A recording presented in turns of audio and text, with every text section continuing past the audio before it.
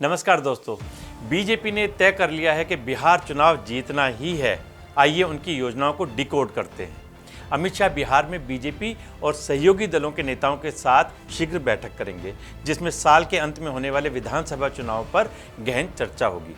बिहार में जेडीयू और BJP NDA की दो सबसे बड़ी पार्टियां हैं, लेकिन कुछ छोटे छोटे दल भी हैं जिनकी हिस्सेदारी तो कम है, लेकिन उनका महत्व बहुत अधिक है। 2025 के विधानसभा चुनाव में उनका क्या रोल होगा और किस तरह वे एनडीए के लिए तुरुप का इक्का साबित हो सकते हैं, देखते हैं। जो अन्य क्षेत्रीय पार्टियां एनडीए में शामिल हैं, उनमें है चिराग पासवान की लोक जनशक्ति पार्टी, जीतन राम मांझी की हिंदुस्तानी आवाम पार्टी और उपेंद्र कुशवाहा की राष्ट्रीय लोकमंच।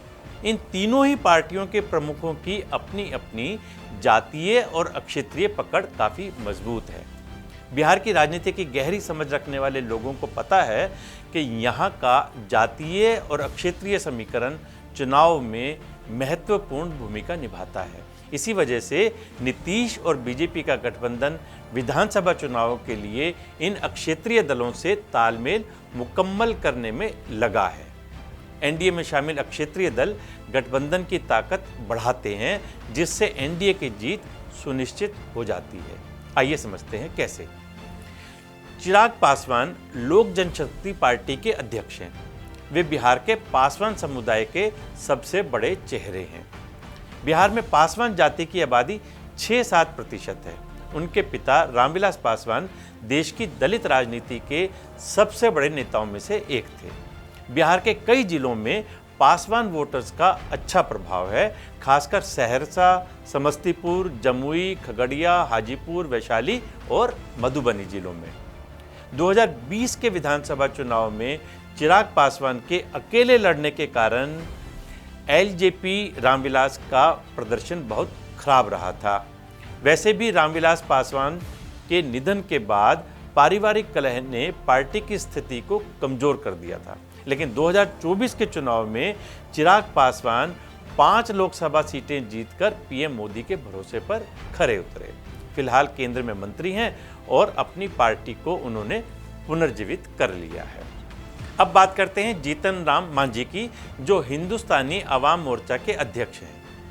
मांझी बिहार में मुसहर समुदाय के सबसे बड़े चेहरे हैं। बिहार में जिसकी आबादी 2-3% है। सामाजिक और आर्थिक रूप से पिछड़ा होने के कारण उनकी राजनीतिक अहमियत ज़्यादा है। गया, औरंगाबाद, नवादा, जहानाबाद और रोहतास जिलों में मांझी का प्रभाव है। उनकी छवि एक बड़े दलित नेता के रूप में है। उनकी पार्टी का जनाधार बेहद सीमित है, जो मुख्य रूप से मुसहर वोटों पर निर्भर करता है। उपेंद्र कुशवाहा वो राष्ट्रीय लोकमंच के अध्यक्ष हैं। वे कोयरी जाति के बड़े नेताओं में से एक हैं, जिसकी आबादी बिहार में 8-9% है। कुशवाहा समुदाय पटना, नालंदा, भोजपुर, औरंगाबाद, रोहतास और बक्सर जिलों में बहुत प्रभावी है। बीजेपी और जेडीयू के बीच उनकी स्थिति किंग मेकर की है, क्योंकि कुशवाहा वोट कई दर्जन सीटों पर निर्णायक भूमिका निभाते हैं।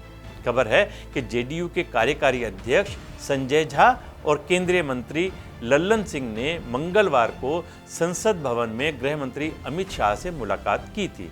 इस मुलाकात में बिहार में एनडीए की चुनावी रणनीति पर गहन चर्चा हुई, जिसके बाद बताया गया कि अमित शाह इसी महीने 27 और 28 मार्च को बिहार दौरे पर जाएंगे, जहां वे बीजेपी नेताओं के साथ साथ एनडीए के नेताओं से चुनावी तैयारियों पर चर्चा करेंगे। अमित शाह ने जिस तरह से पहले सीता मंदिर का मुद्दा उछाला, अब क्षेत्रीय दलों के साथ बातचीत में जुटे हैं, उससे लगता है बिहार चुनाव के लिए शाह ने कमर कस ली है और आने वाले दिनों में उनका ध्यान बिहार के चुनावों पर ही केंद्रित रहेगा, ताकि बिहार में एनडीए की जीत सुनिश्चित हो सके और वे बीजेपी के चाणक्य की भूमिका को बरकरार रख सकें। नमस्कार।